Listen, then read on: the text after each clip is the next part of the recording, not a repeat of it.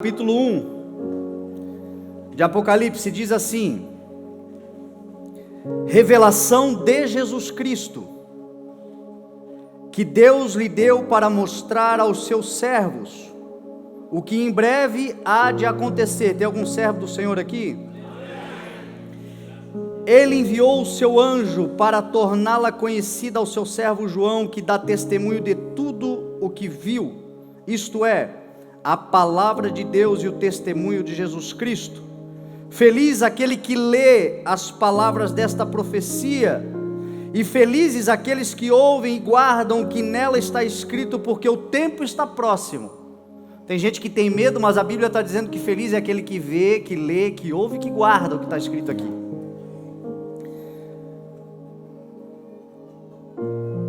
João, às 7 igrejas da província da Ásia: a vocês graça e paz da parte daquele que é, que era e que há de vir, dos 7 espíritos que estão diante do seu trono, e de Jesus Cristo, que é a testemunha fiel, o primogênito dentre os mortos e o soberano dos reis da terra.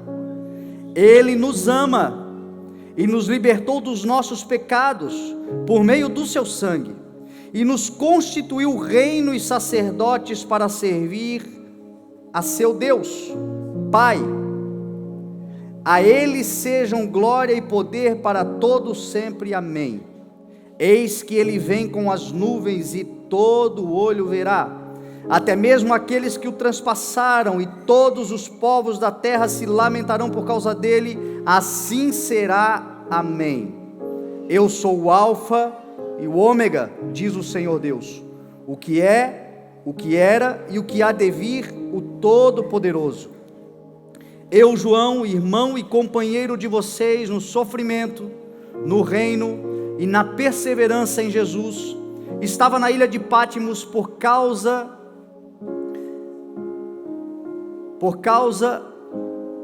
cadê, meu Deus? Da palavra de Deus e do testemunho de Jesus. No dia do Senhor achei-me no Espírito, e ouvi por trás de mim uma voz forte, como de trombeta, que dizia: escreva num livro o que você vê e envie a estas 7 igrejas: Éfeso, Esmirna, Pérgamo, Tiatira, Sardes, Filadélfia e Laodiceia. Voltei-me para ver quem falava comigo. Voltando-me, vi 7 candelabros de ouro, e entre os candelabros alguém semelhante a um filho de homem, com uma veste que chegava aos seus pés, e um cinturão de ouro ao redor do peito. Sua cabeça e seus cabelos eram brancos como a lã, tão brancos quanto a neve, e seus olhos eram como chama de fogo. Seus pés eram como o bronze numa fornalha ardente, e a sua voz como o som de muitas águas. Tinha em sua mão direita 7 estrelas, e da sua boca saía uma espada afiada de 2 gumes. Sua face era como o sol quando brilha em todo o seu fulgor. Quando o vi, caí aos seus pés como morto. Então ele colocou sua mão direita sobre mim e disse: não tenha medo, eu sou o primeiro e o último, sou aquele que vive. Estive morto, mas agora estou vivo.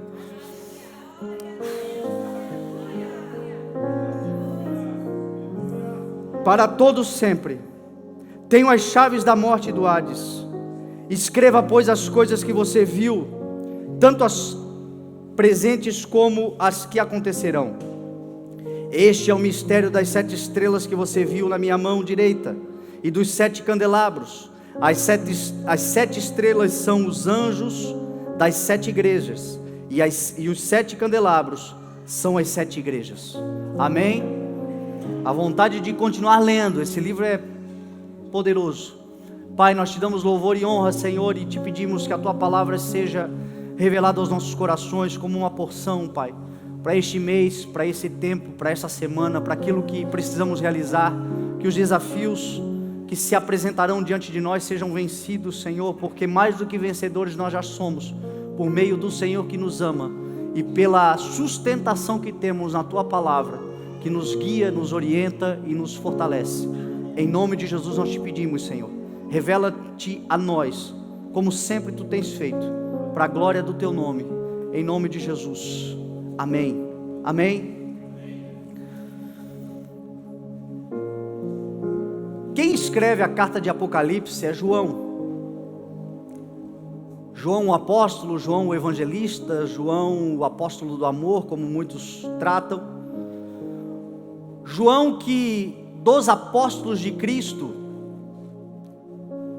foi o único que não foi martirizado, que morreu de velhice, morreu de idade avançada. Tentaram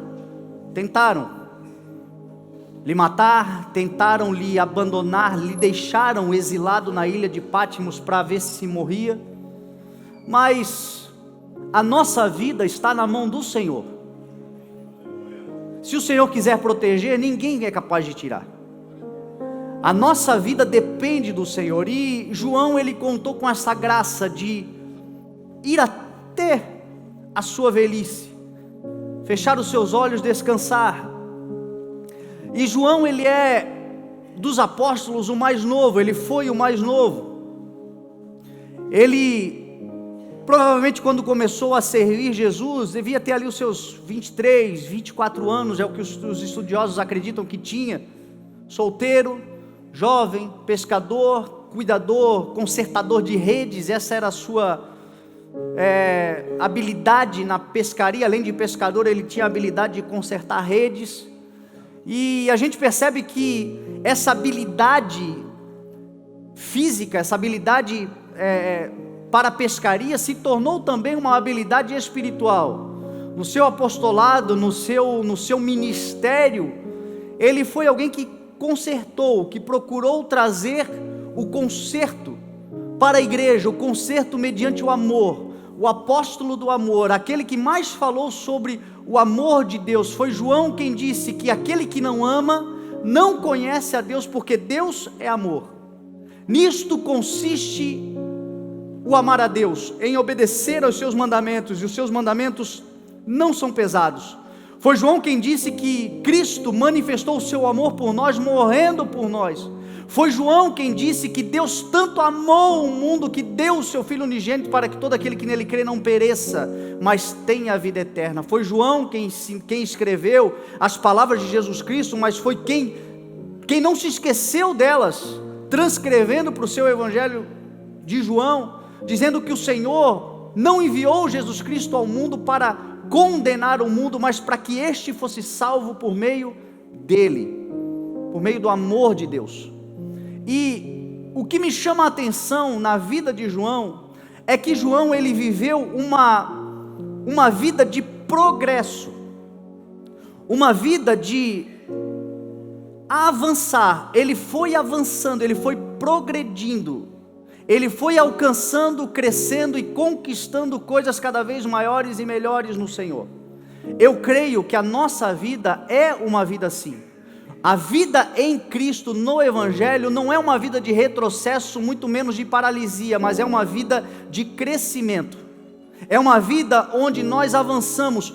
A vontade do Senhor para as nossas vidas é que nós sejamos hoje melhores do que fomos ontem, mas que nós entendamos também que nós não somos uma obra acabada, nós somos uma obra que está crescendo, avançando, evoluindo, uma obra que está na mão do oleiro, e a palavra do Senhor diz que essa boa obra que Ele começou a realizar, Ele concluirá. Mas porém, a conclusão não é agora. Não existe obra acabada do Senhor nesse tempo em nossas vidas. O que existe é uma obra sendo realizada. A conclusão da obra do Senhor na nossa vida se dará naquele dia que todo olho verá o Senhor se manifestando em poder e grande glória. Nesse dia você poderá dizer: está concluído. Neste dia o Senhor dirá para você: combateu o bom combate. Neste dia o Senhor dirá: servo bom e fiel, entre, venha. Neste dia nós teremos o sentimento, a certeza de que está concluído, de que está consumado. Na nossa vida também a obra do Senhor. Mas nesta condição hoje, talvez o Senhor já tenha feito muitas coisas na sua vida, mas entenda, tem coisas ainda maiores que você não faz ideia, coisas ainda melhores, coisas que o seu ouvido não ouviu, coisas que o seu olho não foi capaz de enxergar, coisas que nem no teu coração está, são aquelas que o Senhor está preparando, tem preparado para aqueles que o amam. Entenda que você é uma obra inacabada, não abandonada. O canteiro de obras não está abandonado, o Espírito de Deus está trabalhando todos os dias. Ele acorda mais cedo do que você e não vai dormir, melhor, ele nem dorme, porque a Bíblia diz que o guarda de Sião não tosquenejará. Ele está acordado diligentemente, sempre, eternamente, trabalhando. Até enquanto dormimos, o Senhor está trabalhando em nós. Tem coisas que o Senhor, para trabalhar no nosso coração, tem que botar para dormir. Tem coisas que o Senhor trabalha num coração que está dormindo, em sonho o Senhor trabalha conosco muitas vezes. Quando estamos acordados, está trabalhando em nossos corações. O Senhor está trabalhando e realizando uma grande obra, edificando uma grande obra.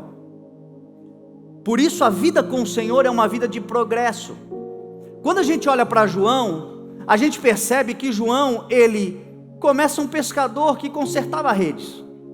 E a gente vai vendo o progresso. Quando Jesus chama João, junto com seu irmão Tiago, João que provavelmente era sócio de André, de Simão, eles eram todos pescadores, mas especialmente João e Tiago, os dois irmãos, filhos de Zebedeu, a Bíblia diz que o Senhor encontra eles consertando redes, chama para o discipulado, chama para andar com ele.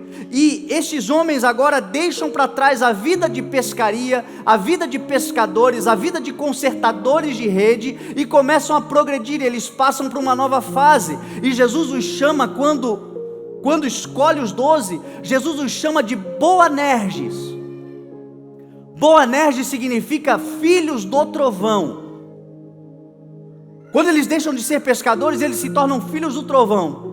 Filhos do trovão, provavelmente porque eles eram muito impetuosos, provavelmente porque eles eram muito zelosos, mas o zelo que eles tinham pelas coisas de Deus era um zelo que feria, era um zelo que, se você não cuidasse, eles passavam por cima de você. Isso fica claro num dia que Jesus entra numa cidade, ou melhor, tenta entrar numa cidade em Samaria, e essa cidade rejeita Cristo. Essa cidade diz: olha, nós não queremos ele aqui. E Tiago e João se queimaram por causa de Jesus e disseram: mestre, tu queres que a gente ore para que fogo dos céus desça e consuma toda essa cidade e mate esse povo todo miserável que não te honra? Jesus fala para eles assim: vocês não sabem de que espírito vocês são, porque o Filho do Homem não veio para destruir, mas veio para salvar. Por isso que eles tinham esse apelido de Boanerges. Note que nós estamos falando do apóstolo do amor. O cara paz e amor no início era revoltadão, gente. O camarada que prega o amor, a reconciliação, a paciência, a longanimidade, os frutos do Espírito, esse cara no início ele era impetuoso, ele era raivoso muitas vezes, ele tinha poder e autoridade do Espírito, mas se não fosse controlada por Jesus Cristo, essa autoridade serviria para destruição. Paulo também era outro cara bem raivosinho, mas Paulo aos Coríntios diz assim: a autoridade que me foi dada não foi para destruí-los, mas foi para servi-los. A autoridade que a igreja tem na terra, ela pode até ser destruidora, mas ela não é feita para destruir. A autoridade que o Senhor dá para os seus filhos é feita para servir, é feita para ajudar, é dada para auxiliar, é dada para levantar aquele que está caído e não enterrar aquele que tem errado contra nós. Isso vem mediante amadurecimento, progresso. Isso vem mediante a maturidade que o Senhor vai nos dando. João, ele era um cara chamado de filho do trovão, mas ele progride e ele se torna o apóstolo amado. De filho do trovão, agora lá no final, João 13, 14, 15, 16, 20, algumas vezes o Evangelho vai dizer que João era o apóstolo, o discípulo a quem Jesus amava.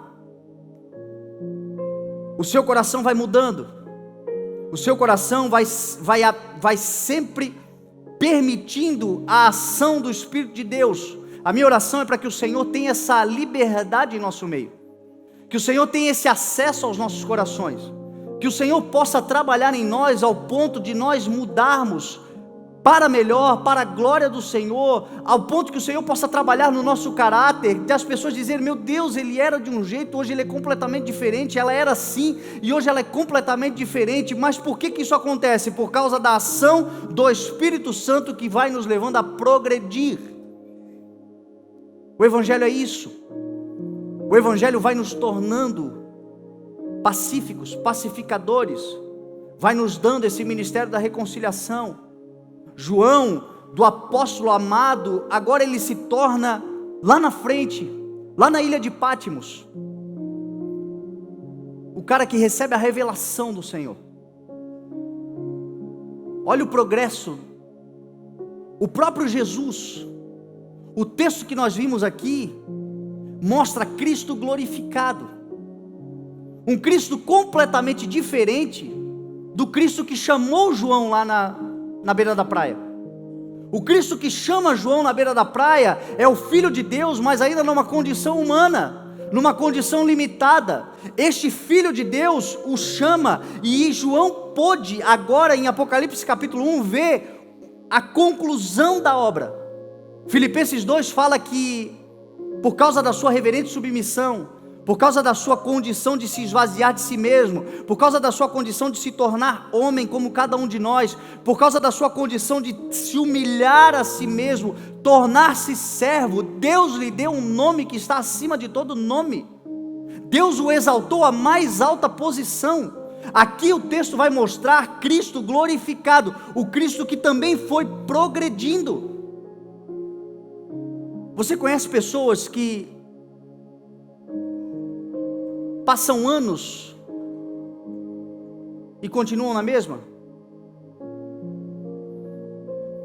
Talvez, se você puder puxar aí a última década da sua própria vida, fazer uma autoanálise.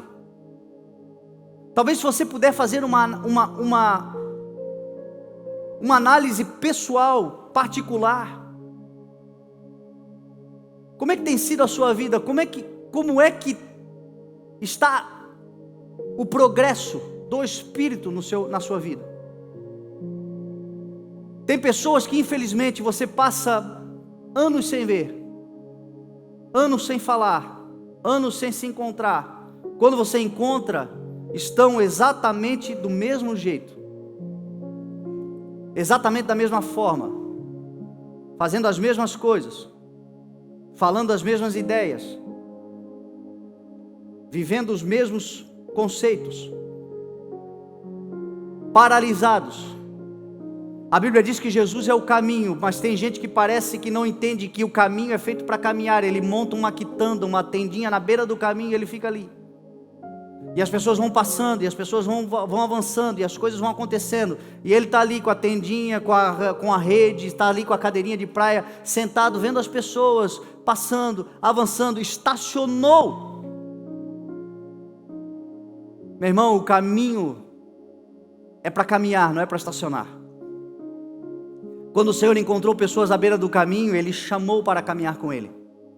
Quando Jesus passou e viu João ali, trabalhando, mas estacionado, Ele chamou para caminhar. Jesus disse: aquele que quiser vir após mim, negue-se a si mesmo e siga-me, siga-me. Quando nós vemos o Evangelho, nós vemos a multidão chegar para Jesus e dizer assim: Jesus, fica aqui, porque as pessoas querem te ver, querem estar com você, querem tocar em você, querem ser curadas por você. E Jesus diz assim: não dá para eu ficar aqui, eu preciso caminhar, eu preciso avançar, eu preciso ver e atender outras ovelhas do rebanho. Outras pessoas precisam ouvir e saber daquilo que eu vim trazer sobre a terra. E isto mostra claramente o Espírito de Deus, que é um espírito de movimento. Logo no início da palavra de Deus, lá na criação, nós vemos isto. A terra era sem forma e vazia, e havia trevas na face dos abismos, e o Espírito de Deus se movia sobre a face das águas. O Espírito de Deus é movimento, e esse movimento é para frente, esse movimento é para crescer, esse movimento é para avançar. Meu desejo é que nessa manhã, se você anda meio querendo parar, Que o Espírito de Deus te chacoalhe, te chame para caminhar, para correr. E mais do que isso, chegará o tempo em que você vai voar. Porque o que diz a palavra do Senhor, aqueles que confiam no Senhor, renovam as suas forças, andam e não se cansam, correm e não ficam exaustos, voam alto como águia, é o que diz a palavra do Senhor. É sempre movimento, é sempre para frente, é sempre para diante. Meu irmão, se você tem ministério, não deixe esse ministério ficar paralisado não. Se você tem uma família que o Senhor te deu, seja um instrumento de Deus na tua família, para que a tua família cresça, para que as pessoas avancem, para que as coisas se desenvolvam, que as pessoas ao olharem para você daqui a alguns anos, possam ver em você um crescimento, um avanço, que as pessoas ao olharem para nós, pessoas que passam algum tempo sem olhar para nós, que elas possam ver o crescimento de Deus em nós. Espiritualmente, o meu filho, o Bernardo, ele chegou, tá aí, eu estou feliz da vida. Eu andava meio chateado nos últimos meses. O Bernardo tinha ido para Cuiabá e estava estudando lá, e agora ele voltou. Glória a Deus. Tá aí, cadê o Bernardo? Tá por aí, onde é que ele está? Está lá atrás, está lá na mesa lá com Pedro lá atrás. E o Bernardo está naquela fase da adolescência, 15 anos ele tem. Ele foi em janeiro, menor do que eu. Voltou um palmo acima de mim. Meu Deus, cara, o que deram para comer nesses dias lá? Está em fase de crescimento, é a fase que o adolescente vai virando homem, e vai crescendo, e vai mudando, e se a gente passa um mês sem ver, os filhos pequenos lá em casa, o Luca e a Bela, eu perguntei ontem para o Bernardo, você acha que eles mudaram? Meu Deus, o Luca está virado em cabeça, disse ele.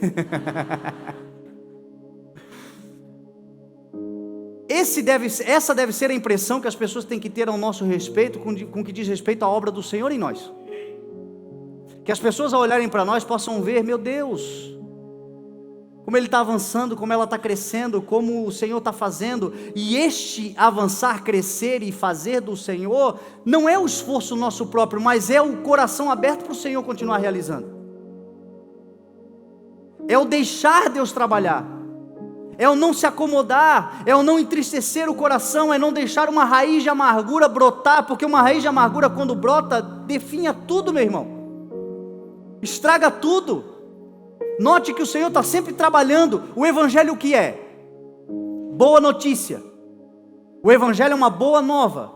Note que o Senhor está sempre trabalhando para inspirar o teu coração com uma boa notícia, com uma boa nova, com uma boa palavra, com algo que te dá ânimo. Isso acontece muito nos cultos. Nós saímos dos cultos o quê? Animados. Por quê? Porque tem lá um animador de auditório? Não, meu irmão, porque tem um evangelho sendo pregado, a palavra da verdade, a palavra da justiça, a palavra que conforta, que consola, que anima, que levanta aquele que está caído. Mas essa palavra, ela tem que ter frutos na nossa vida. Então o Senhor trabalha para animar e o diabo para desanimar. E aí você sai daqui animado, e aí ali alguma coisa acontece para desanimar, para roubar toda a palavra do teu coração, porque o crescimento está ligado a isso. Quem mantém o seu coração alegre, meu irmão, quem mantém o seu coração protegido pela promessa do Senhor, vai crescer. Vai crescer, porque quando a promessa do Senhor está viva dentro de você, você não vive por circunstâncias, você vive por fé, e pela fé, coisas grandes acontecem. A Bíblia diz que pela fé o universo foi criado. Pela palavra de Deus, a palavra da fé, de modo que aquilo que se vê não foi feito do que é visível. A palavra do Senhor diz que pela fé os antigos alcançaram um bom testemunho. Cadê os novos? Cadê os novos? Vamos, gente, levanta assim, eu sou novo, renovado no Espírito. Os novos também alcançarão um maravilhoso testemunho pela fé, que é esse combustível que anima. Não dá mais para ser aquela igreja mimimi, xaropona, chata, tudo ofende, tudo ai, eu vou sair, ai, eu não quero mais ir, ai, não sei. Cresce, pelo amor de Deus, cresce. Tem que haver progresso, meu irmão, tem que sair da mamadeira. A mamadeira é para neném, ótimo. É necessário, se você der feijoada para um neném, você mata ele. Mas eu já estou falando para uma igreja que já está comendo comida sólida. Estou falando já para uma igreja que entre nós muitos já passaram até da papinha, já está cheio de dentinho na boca para mastigar. E está se movimentando, agindo como um neném. Guarda o teu coração. Guarda o teu coração, porque a revelação é progressiva, a obra é progressiva, o projeto é progressivo, a promessa é progressiva, o caminhar com Deus todo dia. Daqui a pouco as pessoas vão olhar para você e vão dizer assim: glória a Deus, porque Deus é fiel.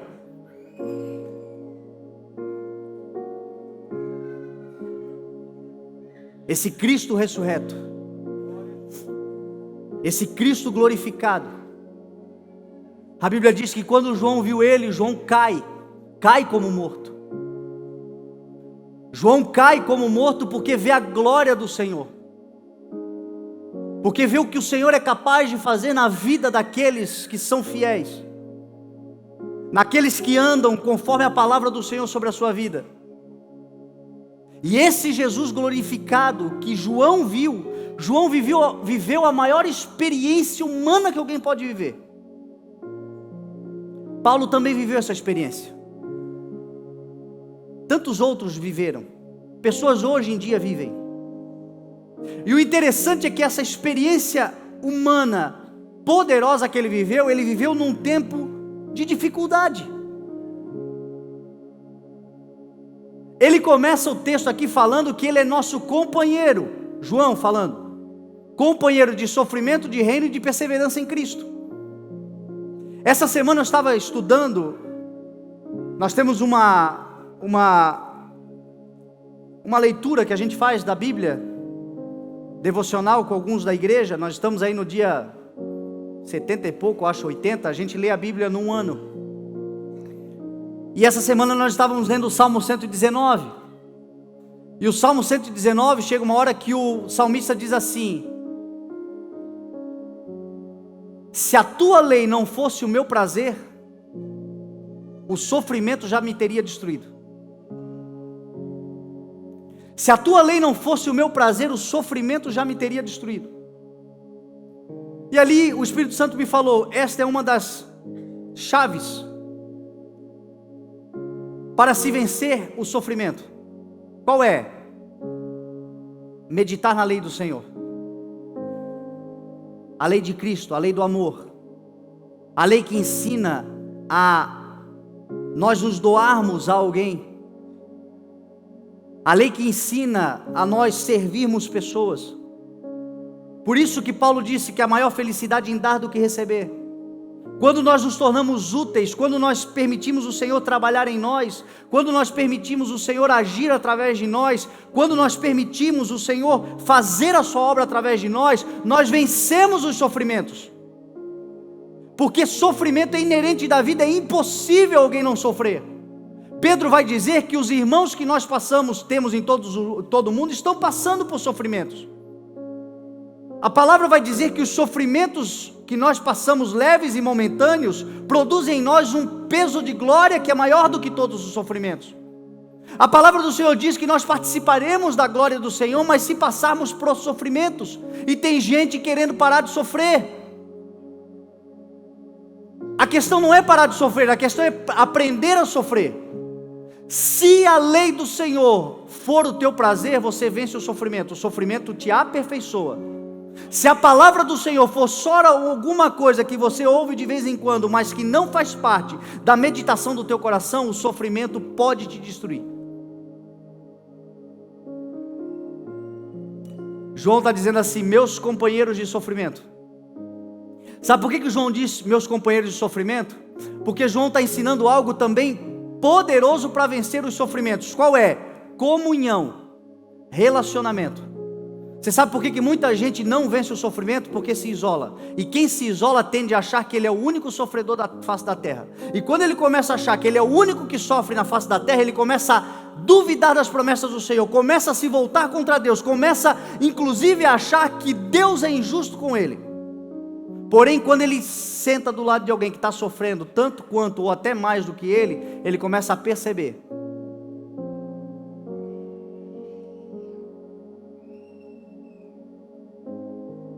que ele não é o único, que ela não é a única. E ele começa a inclusive dizer assim: nem estou sofrendo tanto assim, estava aqui reclamando, mas tem gente sentindo mais dor do que eu. E mais do que isto, no seu sofrimento ele começa a ser um instrumento de Deus para diminuir o sofrimento alheio. E quando ele faz isso, o seu se torna mais leve. Por isso que a igreja tem tanta gente que sofre dentro da igreja. Por isso que você vai encontrar tantas pessoas sofrendo. Porém, a palavra do Senhor diz que esses sofrimentos são leves e momentâneos, e que a glória de Deus que se manifestará em nós pesará mais do que todos eles, e que esses sofrimentos atuais não se comparam com a glória que em nós será revelada. E enquanto nós andarmos juntos, nós venceremos todas as dores. E enquanto nós estivermos como igreja unida, como igreja do Senhor, como comunhão, corpo unido, enquanto nós estivermos fazendo dias como esse aqui, de ceia, lembrando-se de que o maior sofrimento, quem sofreu foi Cristo por nós. Pedro diz assim: na luta contra o pecado, na luta contra as dores, na luta contra os sofrimentos, nós não chegamos ao ponto de derramar o próprio sangue. Quem mais sofreu por nós foi Cristo, e Ele nos dá a condição de vencer todos os sofrimentos. Por isso que João diz: meus companheiros de sofrimento, companheiros de dificuldades, de lutas. Às vezes as pessoas olham para a gente e pensam que a gente não sofre. Todo mundo tem. Todo mundo que você encontrar terá alguma dor, algum sofrimento que você talvez não conheça e provavelmente nem suportaria.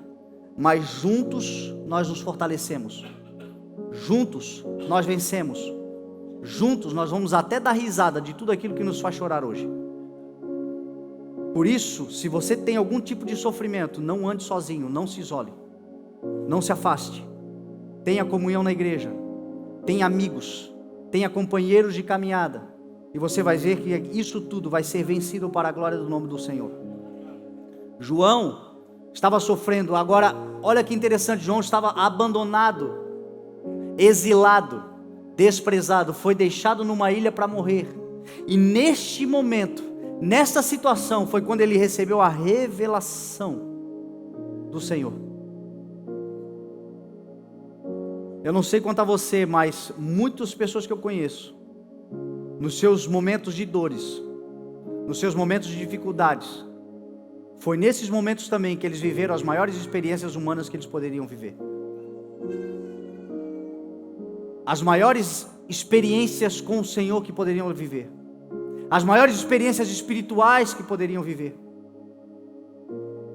Por isso entenda, meu irmão, quando o Senhor te permite sofrer, não é para te destruir, é para te aperfeiçoar. Toda dor que você sofre no Senhor está cooperando para o bem. Se você permanecer junto, se você permanecer unido, se você permanecer deixando o Senhor trabalhar no teu coração,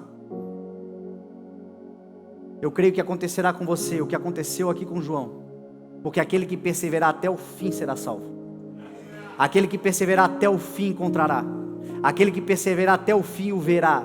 Aquele que estiver com ele até o fim, mesmo nas dificuldades, mesmo nas adversidades, este verá face a face, assim como João viu a glória do Senhor, nós também o veremos, é o que diz a palavra do Senhor. Sofrimentos, companheiro do reino, sabe o que ele está dizendo? Meus companheiros de sacerdócio, meus companheiros de vida ministerial, meus companheiros de evangelismo, meus companheiros de missão, meus companheiros de vida com Deus, meus companheiros de exercício da função ministerial, do serviço do reino de Deus na terra. A obra do Senhor não se faz sozinho também. A obra do Senhor se faz acompanhado. A obra do Senhor se faz em grupo, se faz em unidade. Por isso que o Senhor levante nessa igreja uma igreja unida na obra do Senhor. Uma igreja que quando nós nos mobilizarmos para fazer aquilo que o Senhor nos mandou fazer, a massa esteja junto, todos estejam unidos. Quando alguém se propor, nós não somos uma igreja dividida em departamentos, quando cada um faz o seu papel, não. Nós somos uma igreja que cada um tem diferentes funções, mas todos servem, todos estão juntos, todos, essa é a função do corpo. Função do corpo de Cristo é esta. A mão, ela tem a sua função, mas ela não faz nada sem o braço, ela não faz nada sem o tronco, ela não chega lá se o cérebro não enviar uma informação, a mão não faz absolutamente nada, ela não vai se o pé não levar, se as pernas não levarem. Significa que um corpo, ele tem que estar ajustado, ele tem que estar unido, e é isto que João está falando, meus companheiros de reino de Deus. O reino de Deus nessa terra vai prosperar, vai avançar, vai crescer, vai chegar aonde o Senhor quer que chegue. Nós estamos ministrando que essa cidade será totalmente evangelizada, esta cidade será alcançada pelo poder da graça do Evangelho do Senhor, e isto acontecerá quando cada um de nós exercer a sua parte no reino. Desde o menor até o maior, desde o mais indigno até o que se acha mais digno, todos nós fazendo a sua parte, companheiros numa mesma missão, companheiros de perseverança. Você precisa de alguém para andar junto com você, porque é inevitável que por mais que você tenha consciência de todas as promessas, de todas as palavras, de tudo que você carrega, por mais que você seja totalmente consciente, em algum momento você será tentado a desistir, e se estiver sozinho acabará desistindo. Eu não conheço ninguém que seja super-herói espiritual, que sozinho conseguiu chegar a algum lugar. A palavra do Senhor nos ensina a ser perseverantes, mas mesmo na perseverança, acompanhados, jamais sozinhos. Aquele que se isola, se insurge contra a verdadeira sabedoria, diz a palavra do Senhor. O pior erro que alguém pode cometer é o erro do isolamento. Mesmo na perseverança, perseverança significa estabilidade, constância e tolerância. Uma pessoa perseverante é uma pessoa estável. Mas mesmo uma pessoa estável, dependendo do lugar e dependendo da instabilidade, imagina você andando num ônibus em pé, viajando num ônibus em pé. Você pode ser uma pessoa estável, o ônibus freia, você segura, você vai, mas em algum momento você vai precisar segurar em alguma coisa, senão você cai de fato. Dependendo da freada, você tem que segurar em alguma coisa, você tem que segurar em alguém. Por mais que você seja uma pessoa muito estável, espiritualmente, intelectualmente, sozinho não dá. Por isso que João diz, o profeta do Apocalipse, o homem que recebeu a revelação do próprio Jesus Cristo, ele chama a igreja de companheiros de perseverança, andando juntos, companheiros de tolerância, companheiros de constância, de caminhada. 2 é melhor do que 1, diz a palavra do Senhor. Eu tenho visto, já nesses 6 anos de igreja, pessoas que em algum momento, seja por algo que acontece aqui, seja por algo que acontece lá fora, o tempo todo, o nosso adversário, ele procura nos isolar. Nós acabamos de reconhecer aqui, de receber muitos irmãos. Quantos outros que nós recebemos? Nós vemos todos eles na igreja? Não. Por quê? Porque o inimigo trabalha para dividir, para separar. A Bíblia o chama de leão que brama, procurando a quem possa devorar. Você já viu como é que leão caça? Leão caça de tocaia, esperando o mais fraco, esperando aquele que fica para trás, esperando alguém se desviar do bando. Quando eles atacam para que o bando da presa se espalhe, para que o rebanho se espalhe, e aquele que fica vulnerável, sozinho e afastado, é a vítima. Então tem vezes que ele faz isso, ele ruge no nosso meio. É um leão velho, o maior é o leão da tribo de Judá. É um leão meio desdentado já, com as garras meio, que está condenado, mas ele ruge, e às vezes o rugido dele afasta, espalha muita gente.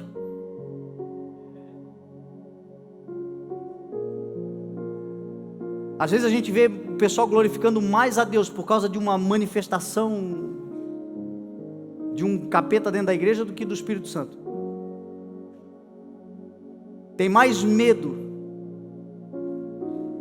do que o inimigo pode fazer, do que certeza do que o Senhor já fez por você. E aí o leão bravo, o leão velho, bravo, fica rugindo e ele espalha muitas vezes. E aqueles que se espalham, aqueles que se afastam, se tornam presas vulneráveis. E o Senhor está dizendo para nós essa manhã: ande em grupo, ande unido, ande junto. Quando nós falamos para você que nós estamos aqui na igreja para servir vocês, oferecendo para a igreja esses cursos que a gente oferece, essas ferramentas que a gente oferece, agora os conectes que nós vamos oferecer, tudo isso é uma estratégia do Espírito Santo para manter a igreja unida, para manter a igreja junto, porque a igreja unida ela é poderosa, ela é coluna e baluarte da verdade. As portas do inferno não prevalecerão contra a minha igreja. Foi o que o Senhor Jesus Cristo falou. Por isso que nós tenhamos esse coração, meu irmão. Se eu puder te deixar uma palavra disso que foi dito hoje, guarda isso no teu coração. Se junte com o povo de Deus. Caminhe próximo de pessoas que estão caminhando para o lugar aonde o Senhor te prometeu que você vai chegar. A promessa que você carrega depende do auxílio, da ajuda, da companhia de outros que caminharão lado a lado com você. É caminhando junto que quando um tropeçar, o outro pode lhe ajudar a levantar. É caminhando junto que quando um tiver com frio, o outro pode aquecer. É caminhando juntos que nós saberemos a necessidade um do outro. Às vezes você se afasta, o inimigo faz você se afastar, e no afastamento você começa a ser bombardeado com pensamentos do tipo: ninguém lembra de mim, ninguém quer saber de mim, ninguém me ligou, ninguém sabe onde eu estou. Será que você já se sentiu assim? A porta está aberta, o corpo está unido, a igreja está avançando, e existe um lugar para você bem no meio do rebanho, protegido pelo bom pastor que é Cristo, que conduz o seu rebanho a águas tranquilas. Mas a Bíblia diz que Ele abre a porta, Ele vai à frente, o seu rebanho o segue, anda junto, anda coeso, anda unido. Que assim seja a nossa vida em nome de Jesus, e o resultado da nossa vida é o que aconteceu com João. Nós o veremos.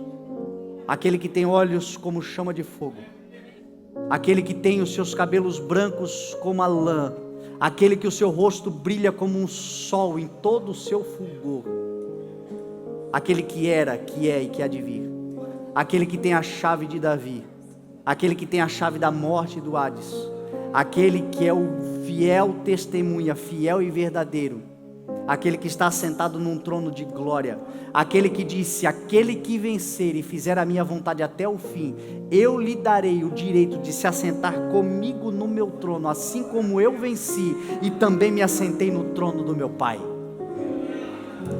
Sabe como é que nós vamos chegar lá, gente? Juntos. Sabe como é que esse dia vai se manifestar na nossa vida? Juntos, unidos. Todos nós chegaremos, os mais fortes chamando os mais fracos, os mais fracos estendendo as mãos e andando perto dos mais fortes, e juntos nós vamos chegar lá, e o nome do Senhor vai ser exaltado, e nós o veremos face a face, porque Ele vive, e a sua palavra diz que Ele era aquele que é e que há de vir, é o que diz a sua palavra.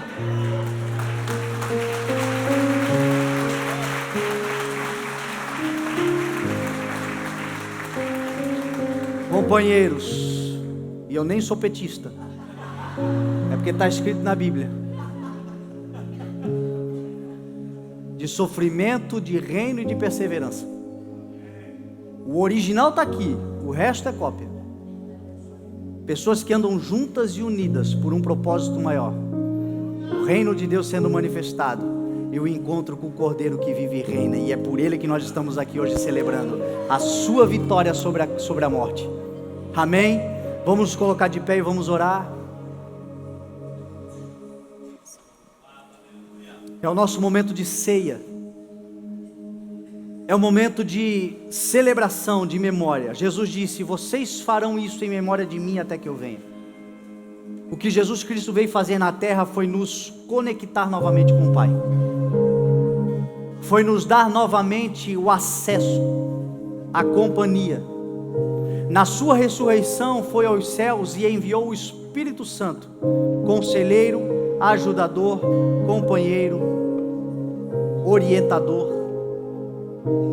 Nós nunca, ele disse assim: e eu estarei com vocês por todos os dias, até a consumação dos séculos. Não vos deixarei órfãos, não vos deixarei sozinhos.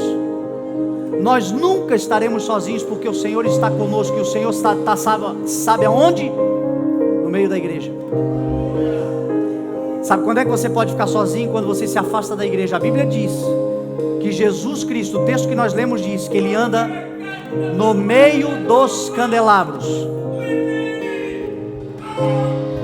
E os candelabros é o símbolo da igreja.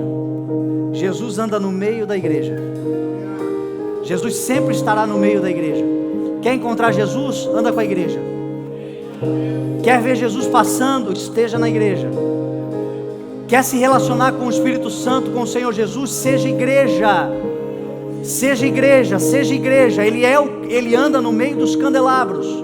Ele anda no meio dos candelabros. Seja igreja na tua casa, seja igreja no teu trabalho, seja igreja por onde você passar, seja igreja na congregação, seja igreja, e você vai ver Jesus se movimentando no meio da igreja. E onde Jesus se movimenta no meio da igreja, na igreja acontecem coisas extraordinárias. É um ano do extraordinário que nós estamos vivendo, não é?